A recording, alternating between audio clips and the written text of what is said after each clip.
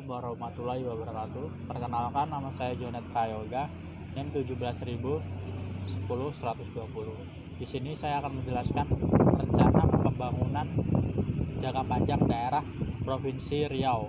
Yang pertama kita masuk ke visi dan misi. Visi terlebih dahulu ya. Visi dari Provinsi Riau itu yaitu yang pertama, ingin menjadikan Riau sebagai pusat perekonomian Indonesia karena letaknya yang strategis yang berada di Selat Malaka. Kemudian yang kedua, ingin menjadikan Provinsi Riau menjadi pusat kebudayaan Melayu terbesar. Dan yang ketiga, ingin menjadikan masyarakatnya agamis dan sejahtera. Selanjutnya, setelah visi kita masuk kepada misi. Misinya terdapat 12 misi. Yang pertama itu Riau sebagai pusat kegiatan perekonomian. Kemudian yang kedua, mewujudkan perekonomian yang berdaya saing kuat dan berkelanjutan. Kemudian yang ketiga, mewujudkan keseimbangan pembangunan antar wilayah. Kemudian yang keempat, mewujudkan kesejahteraan pembangunan antar wilayah. Kemudian kelima, meningkatkan kemampuan dan kompetensi pemerintahan daerah. Kemudian yang keenam, mewujudkan dukungan sistem informasi pembangunan yang halal. Yang ketujuh itu mewujudkan masyarakat Riau yang mandiri dan sejahtera. Yang ke-8, mewujudkan kebudayaan Melayu sebagai payung kebudayaan. Yang ke-9, mewujudkan kehidupan masyarakat yang berakhlak. Kemudian yang ke-10, mewujudkan keamanan dan kenyamanan masyarakat. Yang ke-11, mewujudkan lingkungan yang lestari. Dan yang terakhir yaitu mewujudkan masyarakat madani.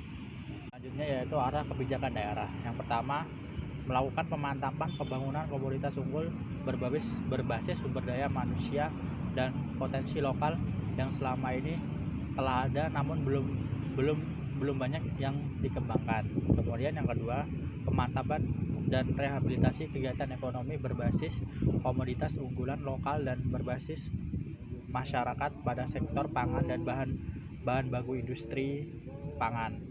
Kemudian selanjutnya, pemantapan pembangunan peternakan yang terintegrasi dengan potensi perkebunan kelapa sawit, yang kita tahu bahwa kelapa sawit adalah penghasil terbesar Provinsi Riau.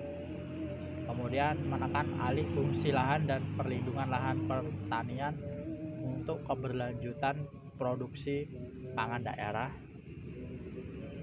Selanjutnya, pemulihan ekosistem dan restorasi gambut untuk pengembangan pertanian. Nah, selanjutnya, mendorong pengembangan industri turunan atau derivatif industri pada komoditas pertanian, khususnya kelapa sawit, kelapa, dan karet. Selanjutnya, mendorong peningkatan nilai tambah value added atau pada sektor industri berbasis potensi lokal dan masyarakat. Selanjutnya, pengembangan lembaga keuangan dan ekonomi syariah dan peningkatan akses masyarakat dan UMKM terhadap sumber pembiayaan. Selanjutnya, pengembangan usaha ekonomi rakyat berskala menengah dan kecil pada sektor sekunder maupun tersier. Dan selanjutnya, peningkatan kemitraan ekonomi yang saling menguntungkan melalui pembangunan integrasi ekonomi dan hubungan kemaritiman. Baik, selanjutnya kita akan masuk di rencana pembangunan jangka menengah daerah Provinsi Riau periode tahun 2020 sampai 2024. Nah, di sini strategi pembangunannya dari 2020 sampai 2024. Dari tahun pertama, yaitu yang pertama, meningkatkan daya saing sumber daya manusia dan infrastruktur wilayah untuk pengembangan industri, pertanian, dan pariwisata yang berbasis budaya Melayu. Kemudian periode tahun kedua, yaitu 2021, yaitu memantapkan pengembangan industri, pertanian, pariwisata, dan mendorong perdagangan dan jasa untuk meningkatkan daya saing ekonomi. Selanjutnya, periode tahun 2022, yaitu meningkatkan kemandirian ekonomi berbasis industri, pertanian, dan pariwisata dengan tata kelola pemerintahan dan penyaluran publik yang prima. Dan periode tahun keempat yaitu memantapkan kesejahteraan masyarakat, pelayanan publik, dan daya saing daerah yang kompetitif.